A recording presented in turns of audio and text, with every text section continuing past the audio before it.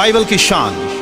Bible कायनात को अपने कलाम से बनाने और कलाम ही की कुदरत से संभालने वाले जिंदा खुदा का जिंदा कलाम है, जिसे उसने अपने हर नाम से ज्यादा अजमत दी है।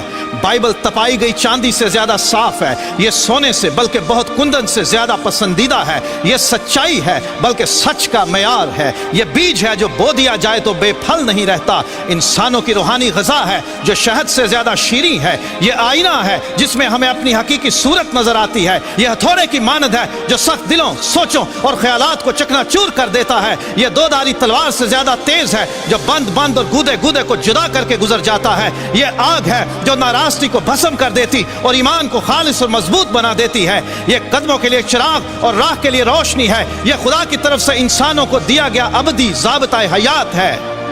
बाइबल का हर एक सहीफा खुदा के इल्हाम से है जो तालीम और इल्ज़ाम और इस्लाह और रास्तबाजी में तरबियत पाने के लिए मुफीद है। बाइबल की किसी बात की तावील किसी के ज़ाती इख्तियार पर मौकूफ नहीं और ना ही कोई बात किसी इंसान की ख्वाहिश पर हुई, बल्कि आदमी रूहुल कुद्स की तहरीक के सबब से खुदा की तरफ से बोलते और लिखते थे। खुदा ने हिस्सा ब हिस्सा और तरह ब तरह नबियों और फिर रसूलों की मार्फत कलाम किया। तकरीबन 1500 साल में 3 बर्रे आज़मों अफ्रीका, एशिया और यूरोप में मूसा नबी से लेकर यूहन्ना रसूल तक तकरीबन 40 इंसानों को खुदा ने चुना कि वो बाइबल की किताबें लिख सकें। इन लोगों में चरवाहे, काहिन, फकीह, नगमा साज, किसान, बादशाह, सरकारी मुलाजिम, उलमा, तबीब और माहिगीर शामिल थे। उनके ज़माने अलग, हालात अलग और मकामात भी अलग अलग थे, तो भी बाइबल की तमाम किताबों में एक ही मरकजी मजमून का पाया जाना और इसमें किसी भी तरह के अंदरूनी तजाद या इख्तलाफ का ना पाया जाना यह जाहिर करता है कि बाइबल खुदाए वाहिद का शाहकार है। बाइबल की हजारों नबूवतें तारीख में लफ्ज ब लफ्ज पूरी हो चुकी हैं और अब भी यह सिलसिला जारी है, जो इस बात का सबूत है कि यह कलाम ऐसी हस्ती का है जो इंसानों समेत तमाम कायनात के माजी, हाल और मुस्तकबिल से ना सिर्फ वाकिफ है बल्कि उस पर इख्तियार रखती है।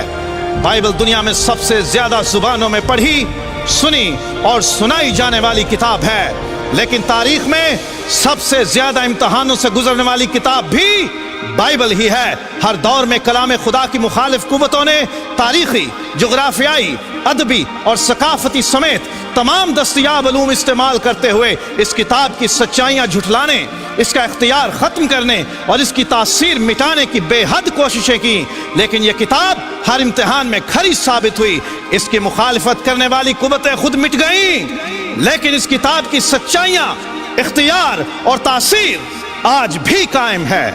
मुख्तलिफ ज़मानों, जगहों और कौमों में से बथेरे उठे जिन्होंने ये साबित करने की सरतोड़ कोशिश की कि बाइबल अपनी असल हालत में मौजूद नहीं बल्कि बदल गई है। इस दावे को सच्चा साबित करने के लिए ना तो कभी कोई सबूत पेश कर सका और ना कोई दलील, लेकिन मुख्तलिफ वक्तों में जिंदा खुदा के कलाम की सदाकत साबित करने के लिए ज़मीन ने अपने सीने में महफूज सदियों पुराने नुस्खे इंसानों के सामने पेश किए, जो ये साबित करते हैं कि मौजूदा किताब मुकद्दस में किसी किस्म की कोई तहरीफ या तब्दीली नहीं की गई, बल्कि ये अपनी असल हालत में मौजूद है। दुनिया की किसी और किताब के इतने पुराने और इतनी कसीर तादाद में नुस्खे दस्तयाब नहीं हैं। ये एजाज सिर्फ ला तब्दील खुदा के ला तब्दील कलाम को हासिल है। याद रहे कि बाइबल बदली नहीं बल्कि बदल देती है। पिछली 3500 साल इंसानी तारीख में कई ऐसे लोग उठे जिन्होंने अपने इख्तियार, ताकत और वसाइल का इस्तेमाल करते हुए कलाम खुदा को सफ़ाए हस्ती से मिटा देने की कोशिश की और इस कलाम पर ईमान रखने वालों और इसकी मुनादी करने वालों को घायल किया, मारा, जिंदा जलाया, खूंखार दरिंदों के सामने डाला, जलते हुए तेल में डाला, जानवरों की खालों में सिया, सूलियों पर चढ़ाया और यह भी दावा कर दिया कि हमने बाइबल का वजूद इस दुनिया से खत्म कर दिया है। लेकिन याद रहे कि बाइबल को मिटाने के दावे करने वाले खुद मिट गए, लेकिन बाइबल अपनी पूरी शान, सदाकत, इख्तियार और तासीर के साथ आज भी कायम है। हर बशर घास की मानंद है और उसकी सारी शान और शौकत घास के फूल की मानंद। घास तो सूख जाती है और फूल गिर जाता है, लेकिन खुदावंद का कलाम अब तक कायम रहेगा, अब तक कायम रहेगा।